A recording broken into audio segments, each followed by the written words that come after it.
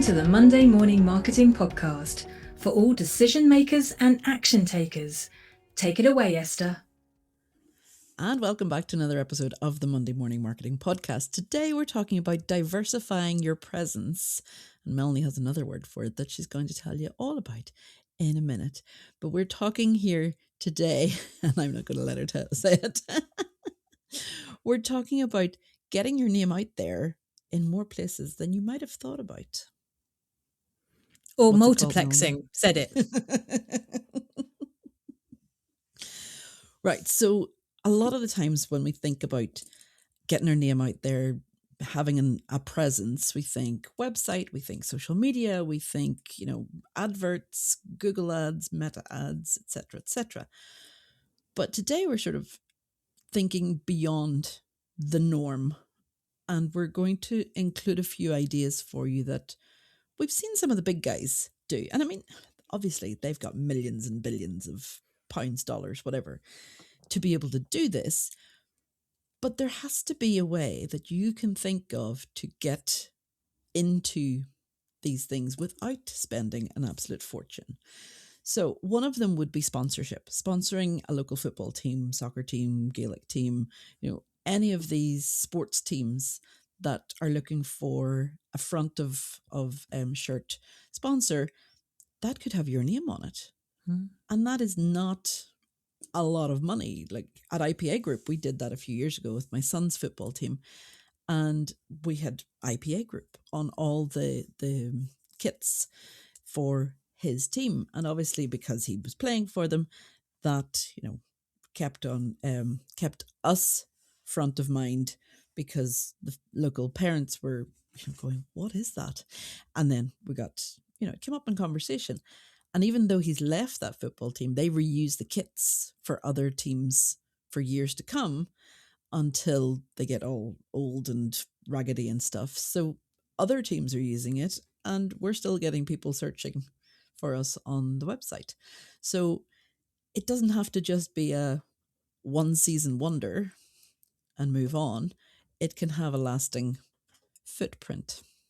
I think one of the most interesting ways, as my brand, as Stomp Social Media Training, the school was doing a golf classic, and it was inviting people not just at the golf club and not just people from the school, but everybody outside of both communities. And I sponsored a hole. And so I got mentioned in the program, and I got, had backlinks from their website back to my website. And it was just a golf classic, but it was open to the public. And that was quite an ingenious way, I think, to get quite a different audience than usual. Yeah. Another one that you've done, Melanie, is radio advertising. I have. That this can be either, you and your voice on the radio, or somebody else doing a voiceover and talking about your brand and what you offer and where you're based. So for local radio, that is a wonderful tactic, and it worked well for you, didn't it? It did. I was doing it at the same time as a couple of other things. So I was kind of clustering my marketing at the time. So yeah, that was exciting. It's been a few years. I probably should think about doing that again. Yeah. And another one that has just come to mind is obviously advertising in magazines that are relevant to your industry. So I'm thinking Freelancer magazine that, her name's skipping me now. We've had her on the podcast as well. She designs it. She helps to design it. Who's the graphic designer that we had on recently? Fabulous lady. Can't remember her name. I will remember for the show notes, hopefully. But Freelancer magazine, because if you're, even though I have an agency, I still do a lot of freelance work, Melanie as well. That, getting your name out there to other people who may be in need of your services, or a completely random magazine that sits in your doctor's office, because everybody goes to the doctor and you never know who's going to see it. So lots of different things like that aren't your usual online presence. What else can you think of, Melanie? The thing I can think of actually is wearing branded T-shirts. Um, a lot of Which people neither of us don't. are doing right now. Well, not right now, no, but we do have our own merch on the website as well and on Etsy. So do look up if you want to sort of spam around the Monday morning marketing. We would appreciate it. But I've also got branded T-shirts for Stomp as well. And, it doesn't do me any disservice at all when I'm going to an event or even just walking through a town or a shopping centre Mhm. with, Stomp social media training on the shirt. It's a talking point as much as anything else. Yeah. Um, so, Yeah. and it's not that expensive. It's not like It's sponsoring not. something or paying for radio or TV. It's actually quite inexpensive. Yeah. And I would recommend every single small business or startup to do at least the minimum their own shirt.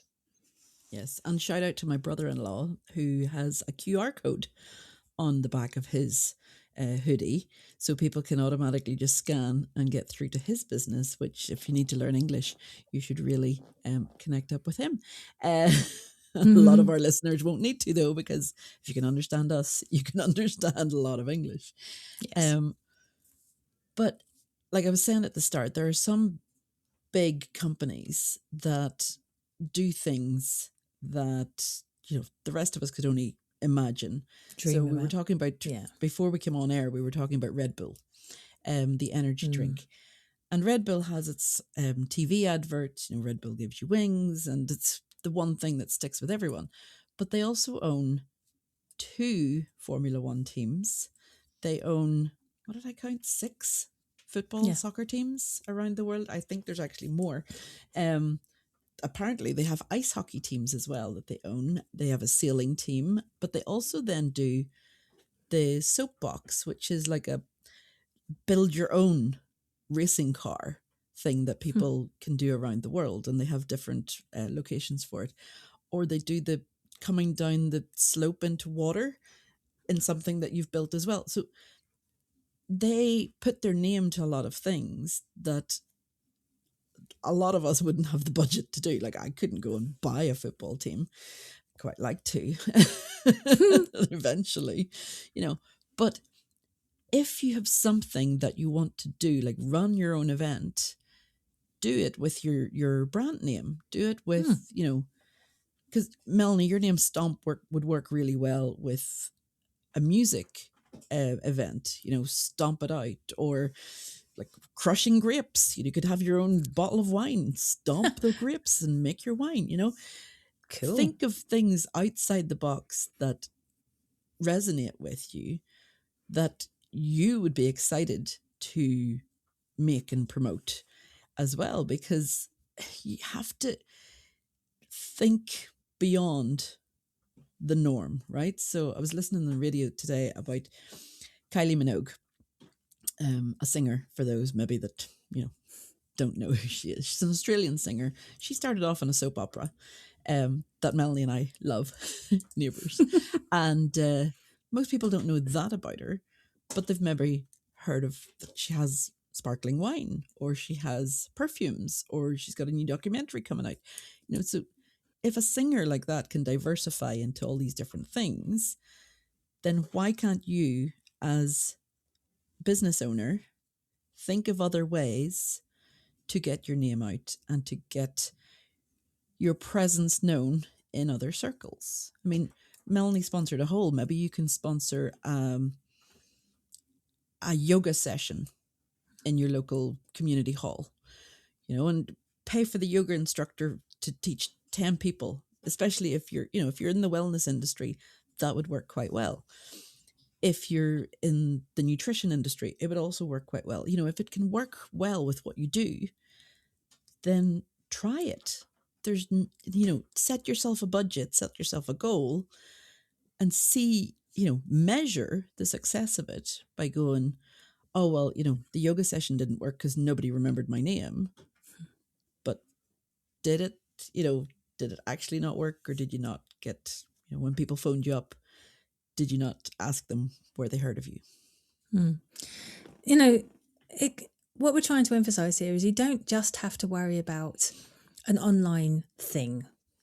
it's important to do stuff that's offline as well, where you're meeting people. So some of the sponsorship that I've also done is I've sponsored me speaking. I've sponsored a stand. Um, I've sponsored the golf hole. And, I just think meeting people and, pressing flesh and building that actual rapport in person is actually more memorable than any sort of jumpy dances that I might do on TikTok or on Reels or anything like that. I mean, in the last few weeks, we've had some very interesting speakers talking about advertising and entertainment, and it's sometimes you just don't have to do anything mad or mental, but something a bit more sincere and a bit more authentic and a bit more in person can also make you quite memorable, because we're being constantly assailed by people online all the time. And what Mm-hmm. makes us unique these days is meeting people in person. Yeah, So you don't have to do everything online. I don't think it's always enough, to be honest. I agree. I agree 100% that you need to go offline as well, and that you need to find something that interests you. It doesn't have to be, like I said, it doesn't have to be completely in your wheelhouse. If you're going to sponsor an event, it doesn't have to be You could sponsor a in the barbecue for a industry. networking event or something like that. Exactly. Exactly. Yeah. Or you could sponsor a child in another country, that needs education. That can be sponsored by you and your company, you know? And yes, you can talk about all these things that we're telling you online as well. You can explain to people why you decided to sponsor an orphan, or why you decided to sponsor a local football team, or why you decided to sponsor a golf hole. Hmm. Doesn't just have to be, well, because it's going to look good for me. No, it can be my kid was doing it. It's to do with my school, or something that your family, as a family, you're going through, good or bad. You could use those things to bring out something better Hmm. by putting your name behind it. And it doesn't always have to be monetary value that you put behind it either. You can give your It could be time. time, yeah. Yeah. Community involvement, like packing bags to fundraise, that Mhm. sort of thing. It doesn't always have to be money, agreed. And,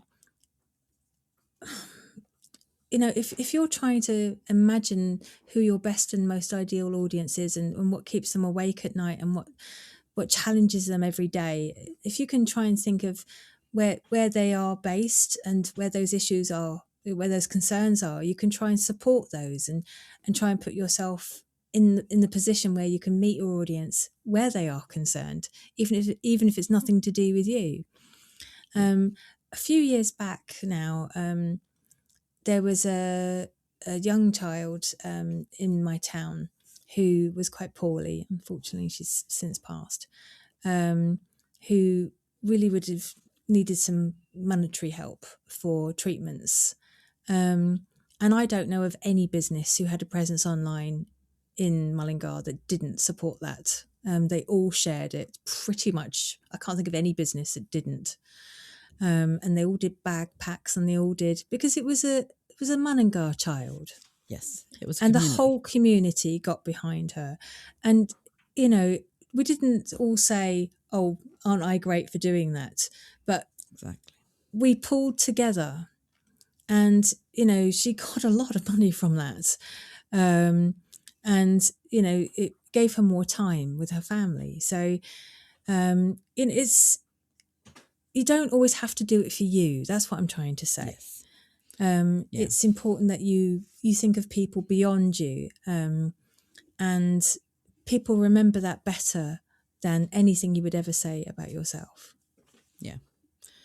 Exactly. And I'm sure, there are a lot of things that you can put your name to, or your brand to, that people won't actually remember, and that's okay too. Yeah. Because, you know, you have to try these things, like I said, and if they don't work, that's fine. If you're doing it for your own, to get customers through the door and it's not working, then learn from it and move on. Okay. It's never a failure if you try. But if you're just depending solely on the online and, if this one video can go viral, I'll be a millionaire, it's not going to happen. Not these days. It's not going to happen. There are too many people spread too far around the world to be able to make a real impact on your local business. Even if you're able to supply your services or your products all over the world, you need to have that local community and people behind you as well. And in some cases, there's people that put their brand forward by putting their voice to something without actually mentioning their name as well. So, you could do a client a favor and record an advert for them, record a radio advert for them. It's not taking away from you because it's your client. Yeah. It's not taking away from, if we only had XYZ, we could do, ABC. It will come. Okay. But the point of this episode is to diversify your presence. If you're solely online, try some offline. If you're solely offline, try some online. Okay. Messages, come on the podcast. Get your voice out there to different audiences. If you haven't tried video, try it. If you haven't tried radio, try it. Local newspaper, local magazines. There are lots and lots of things that you can do that don't have to cost the earth in order to try them. So what are you waiting for? Sometimes it's a simple case of just asking. Ask if you can write a blog for somebody. Ask if you can be a guest on somebody's podcast. Ask if there's radio slots that you can be a part of. You don't know unless you ask. And sometimes you don't need to pay for it either. I mean, sometimes you don't even need to pay to promote in newspapers these days. So it's just literally a case of simply asking. And if you're not speaking to the right person, 9 times out of 10, they'll tell you who to speak to. Yeah. And that actually reminds me of keep checking out X for the Journo requests. Yes. And for the helper reporter out, HARO, if you're in the States, because they are still over there looking for people to talk about not just business, but other things. And you can incorporate your business name into it. Okay. So it can be Melanie Boylan of Stomp Social Media Training says this about the local school, or Esther Ocampo of IPA Group says this about what local sports are doing. Make sure it's something that you can talk about, something that aligns with your interests and not just a rant. As well. Although those definitely are not a rant. Well, those are valid too. If they have their time and their place. But think of ways. So your homework this week is to think of ways that you can get into a different market by trying something new. So if it's, we're coming up to the summertime, or we're coming up to, time that there's going to be lots of local fairs and lots of local shows, agricultural shows and stuff all over Ireland where we are. And I'm sure there are farmers markets and everything where you are too. Is there a way that you can have a stand there? Is there a way where even as you're walking around as a visitor, you can be talking to people and your business comes up in conversation? Wouldn't that be wonderful? Wouldn't it? Yeah. But check out local networking groups, check out local events. We shared a podcast a few months ago about events to go to in the UK and Ireland and some in America for spring, summertime. We'll do another one for the autumn, winter. Just do a Google search and see what comes up for your local area and for business events. You never know what's taking place on your doorstep that you can go to, strike up a conversation and talk to people. Is that a novel idea? That would be amazing. I think a lot of people do tend to get stuck in their business and forget to work on their business at times. And the only reason why we do it is because we've made ourselves accountable with a weekly podcast. Yes. And that's it for this week.